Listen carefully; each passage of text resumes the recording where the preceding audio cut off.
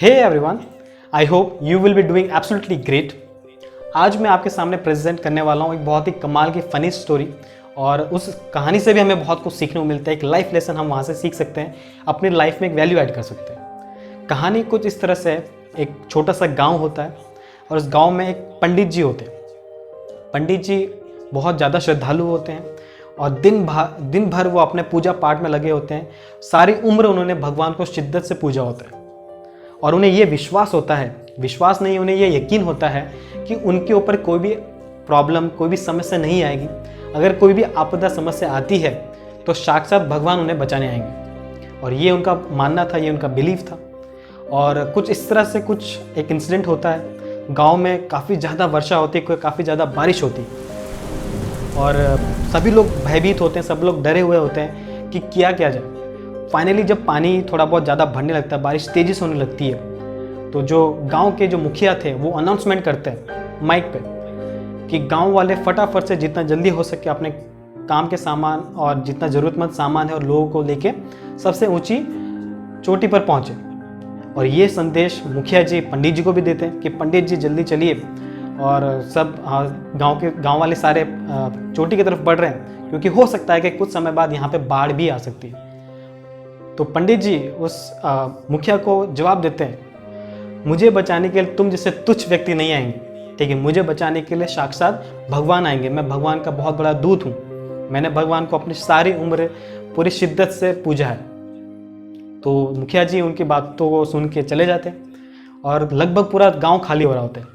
लेकिन एक गांव के पहलवान पंडित जी को फिर से जगाने के लिए आते हैं, फिर से उनको बताने के लिए आते हैं कि पंडित जी जल्दी चलिए, आप कुछ ही लोग बचे हैं, उनमें से आप हो, फटाफट जल्दी से चोटी पे चलिए, नहीं तो बाढ़ कभी भी आपकी जान ले सकता है। पंडित जी उनको जवाब देते हैं कि तुम जैसे तुच्छ पहलवान मुझे क्या बचाओगे, मैं बहुत ही पावन इंसान हूँ, बहुत ही पवित्र इंसान हूँ, मैंने पूरी उम्र अपने भगवान को पूजा है, तो मुझे बचाने के लिए साक्षात भगवान आएंगे। पहलवान भी वहाँ से चले जाते हैं।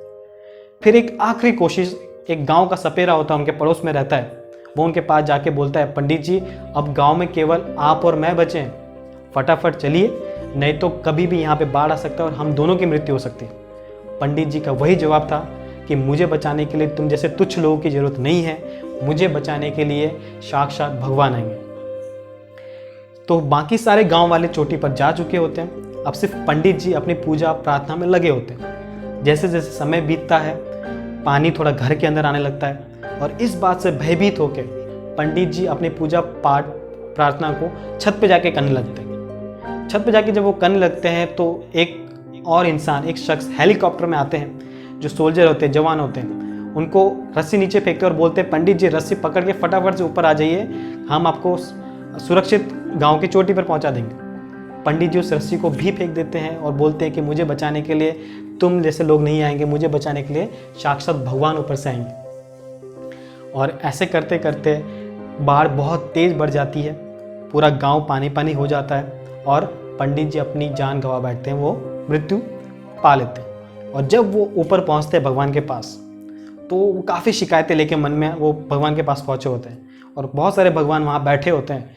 तो सभी लोगों से पूछते हैं कि भगवान जी मेरी पूजा में क्या कमी रह गई थी, मेरी प्रार्थना में क्या कमी रह गई थी, मैंने पूरी ज़िंदगी आपको पूजा, मैं सबसे बड़ा आपका भक्त था, लेकिन आपने मुझे उस समस्या से नहीं उबारा, आप मुझे बचाने नहीं आए। इस बात को सुन के वहाँ नारद ऋषि मुनि जी होते हैं, वो उसे एक तमाचा देते हैं, ठीक है, और उन्हें कहते हैं, मूर्ख, तुम्हें क्या लगा, क्या मैं तुम्हें बचाने नहीं आया?